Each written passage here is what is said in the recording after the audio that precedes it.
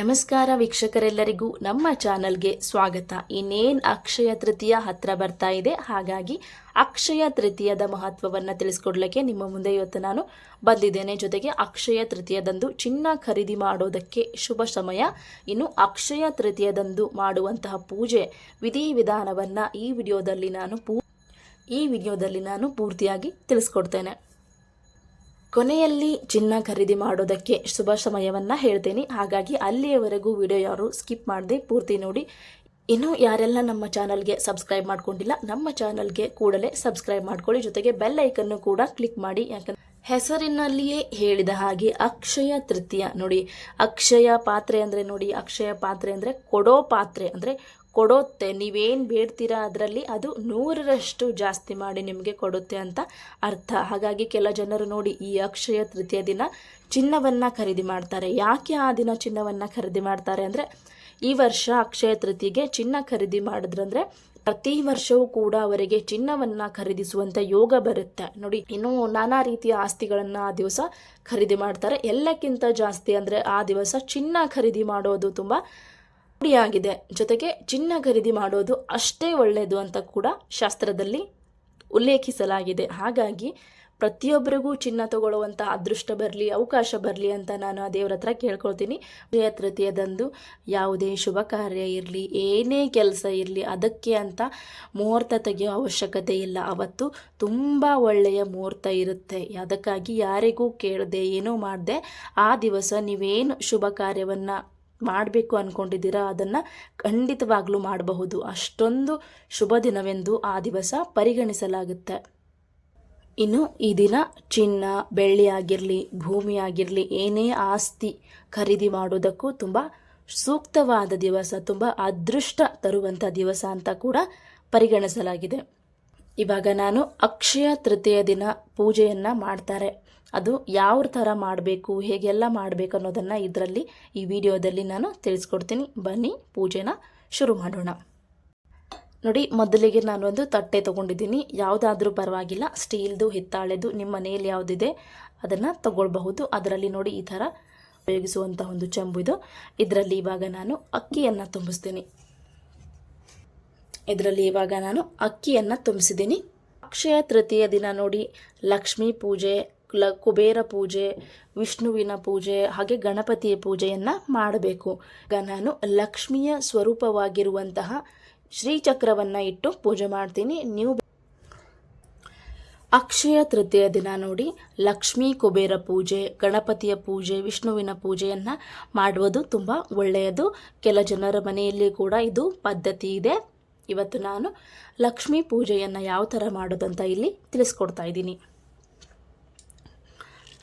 ಇವಾಗ ಲಕ್ಷ್ಮೀ ದೇವಿಗೆ ಪ್ರಿಯವಾಗಿರುವಂತಹ ಕೆಲ ವಸ್ತುಗಳನ್ನು ನಾನು ಹಾಕ್ತೀನಿ. ಇವಾಗ ನೋಡಿ, ಈ ಅಕ್ಕಿಯಲ್ಲಿ 1 ರೂಪಾಯಿ ನಾಣ್ಯ, 2 ಗೋಮತಿ ಚಕ್ರ, 2 ಗುಲಗಂಜಿ, ಇನ್ನು 2 ಲವಂಗ, ಜೊತೆಗೆ 1 ಕವಡೆ ತಗೊಂಡಿದ್ದೀನಿ, ಮತ್ತು 1 ಕಮಲದ ಬೀಜ.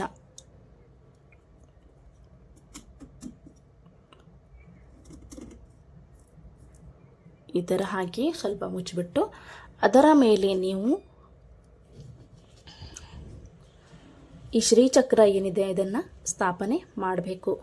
ಸ್ಥಾಪನೆ ಮಾಡಿಬಿಟ್ಟು ನಾವೇನು ಇಟ್ಕೊಂಡಿರ್ತೀವಲ್ವ ತಟ್ಟೆ, ಆ ತಟ್ಟೆಯಲ್ಲಿ ಇದರಲ್ಲಿ ಅಕ್ಕಿಯನ್ನು ಹಾಕಿಬಿಟ್ಟು ನಾನು ಅದರ ಮೇಲೆ ಶ್ರೀಚಕ್ರವನ್ನು ಸ್ಥಾಪನೆ ಮಾಡಿದ್ದೀನಿ. ಶ್ರೀಚಕ್ರ ನೋಡಿ, ಇದು ಸಾಕ್ಷಾತ್ ಲಕ್ಷ್ಮೀ ದೇವಿಯ ಸ್ವರೂಪವಾಗಿದೆ. ಆ ಲಕ್ಷ್ಮೀ ದೇವಿಯ ಮೂರ್ತಿ ಆದರೂ ಇಟ್ಕೊಳ್ಬಹುದು, ಶ್ರೀಚಕ್ರ ಮೂರ್ತಿ ಅಂದರೂ ಕೂಡ ಇಟ್ಕೊಳ್ಬಹುದು. ನೋಡಿ, ಈ ಥರ ಪೂಜೆಯನ್ನು ಮಾಡಿಬಿಟ್ಟು ನೀವು ದೇವರಿಗೆ ಗಂಧ, ಧೂಪ, ದೀಪವನ್ನು ಹಚ್ಚಿಬಿಟ್ಟು ನೈವೇದ್ಯವನ್ನು ತೋರಿಸ್ಬೇಕಾಗುತ್ತೆ. ಇನ್ನು ಯಾಕೆ ಈ ಪೂಜೆಯನ್ನು ಮಾಡಬೇಕಂತ ಕೆಲವೊಬ್ರು ಕೇಳಬಹುದು. ನೋಡಿ, ಅಕ್ಷಯ ತೃತೀಯ ದಿವಸ ನೀವು ಈ ಪೂಜೆಯನ್ನು ಮಾಡೋದ್ರಿಂದ ನಿಮಗೆ ಜೀವನದಲ್ಲಿ ಯಾವುದೇ ರೀತಿಯ ಆರ್ಥಿಕ ಸಮಸ್ಯೆ ಬರೋದಿಲ್ಲ. ಇನ್ನು ಜೀವನದಲ್ಲಿ ನೀವು ಉನ್ನತ ಮಟ್ಟಕ್ಕೆ ಬೆಳಿಬೇಕಂದ್ರೆ ನೀವು ಈ ಪೂಜೆಯನ್ನು ಮಾಡಲೇಬೇಕು. ನೋಡಿ, ಅಕ್ಷಯ ತೃತೀಯ ದಿವಸ ನೋಡಿ, ನಿಮ್ಮ ಮನೆ ಕೂಡ ಅಕ್ಷಯ ಪಾತ್ರೆ ಆಗಬೇಕಂದ್ರೆ ನೀವು ಈ ಪೂಜೆಯನ್ನು ಮಾಡಬೇಕಾಗುತ್ತೆ. ದೇವರ ಕೃಪೆಯನ್ನು ಪಡೆದುಕೊಳ್ಬೇಕಾಗತ್ತೆ. ಹಾಗಾಗಿ ಈ ದಿವಸ ಈ ಪೂಜೆಯನ್ನು ಮಾಡೋದು ತುಂಬ ಒಳ್ಳೆಯದು. ಇನ್ನು 2026ರಲ್ಲಿ ಅಕ್ಷಯ ತೃತೀಯ ಯಾವಾಗ ಬಂದಿದೆ ಅಂತ ಹೇಳ್ತೀನಿ ನೋಡಿ. ಅಕ್ಷಯ ತೃತೀಯ 19ನೇ ತಾರೀಕು ಭಾನುವಾರದಂದು ಅಕ್ಷಯ ತೃತೀಯವನ್ನು ಆಚರಿಸಲಾಗುತ್ತದೆ. ಈ ದಿನ ಪೂಜೆಗೆ ಶುಭ ಸಮಯ ನೋಡಿ, ಪೂಜೆಗೆ ಅಂತಾನೆ ಶುಭ ಸಮಯ ಇದೆ, ಶುಭ ಮುಹೂರ್ತವಿದೆ. ಅದು ಬೆಳಗ್ಗೆ 10:49 ಮಧ್ಯಾಹ್ನ 12:20 ಪೂಜೆ ಮಾಡೋದಕ್ಕೆ ಶುಭ ಮುಹೂರ್ತವಿದೆ. ಅದೇ ಸಮಯದಲ್ಲಿ ನೀವು ಪೂಜೆ ಮಾಡೋದು ತುಂಬ ಒಳ್ಳೆಯದು. ಈ ದಿನ ತುಂಬ ಶುಭವಾದದ್ದು ದಿನ ಅಂತ ಪರಿಗಣಿಸಲಾಗಿದೆ. ಈ ಶುಭ ದಿನಾಂಕದಂದು ಸೂರ್ಯ ಮತ್ತು ಚಂದ್ರರು ತಮ್ಮ ಅತ್ಯುನ್ನತ ರಾಶಿ ಚಕ್ರಗಳ ಚಿಹ್ನೆಯಲ್ಲಿದ್ದಾರೆ. ಈ ದಿನಾಂಕವು ತ್ರೇತಾ ಸತ್ಯ ಯುಗಗಳೊಂದಿಗೆ ಸಹ ಭವಿಸಿದೆ ಎಂದು ಪರಿಗಣಿಸಲಾಗುತ್ತದೆ. ಈ ದಿನದಂದು ಮಾಡುವ ಕಾರ್ಯಗಳು ಶಾಶ್ವತ ಪ್ರಯೋಜನಗಳನ್ನು ನೀಡಲಾಗುತ್ತದೆ ಎಂದು ಕೂಡ ಹೇಳಲಾಗುತ್ತೆ. ಈ ದಿನದಂದು ಪರಶುರಾಮನ ಜನನವಾಯಿತು ಅಂತ ಕೂಡ ಹೇಳಲಾಗುತ್ತೆ ನೋಡಿ. ಈ ದಿವಸ ಬಸವ ಜಯಂತಿ ಅಂತ ಕೂಡ ಆಚರಣೆ ಮಾಡ್ತಾರೆ.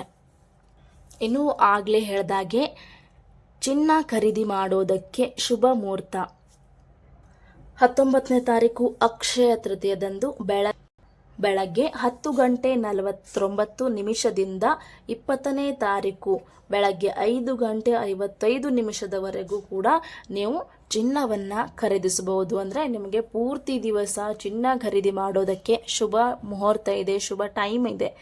ಯಾವಾಗ ಸಮಯ ಸಿಗುತ್ತೆ ಆ ಸಮಯದಲ್ಲಿ ಹೋಗಿ ನೀವು ಚಿನ್ನವನ್ನು ಖರೀದಿ ಮಾಡಬಹುದು ನೋಡಿ. ಬೆಳಗ್ಗೆ 10:49 ನಂತರ ಚಿನ್ನ ಖರೀದಿ ಮಾಡೋದು ತುಂಬ ಒಳ್ಳೆಯದು. ನೋಡಿದ್ರಲ್ಲ ವೀಕ್ಷಕರೇ, ಈ ವಿಡಿಯೋ ನಿಮಗೆ ಇಷ್ಟ ಆಗಿದೆ ಅಂತ ಭಾವಿಸ್ತಾ ಇದ್ದೀನಿ. ಇದೇ ರೀತಿ ಇನ್ನೊಂದು ಮಹತ್ವವಾದ ವಿಷಯದೊಂದಿಗೆ ಸಿಗುತ್ತೇನೆ. ಅಲ್ಲಿಯವರೆಗೂ ನಮಸ್ಕಾರ. ಎಲ್ಲರಿಗೂ ಒಳ್ಳೆಯದಾಗಲಿ.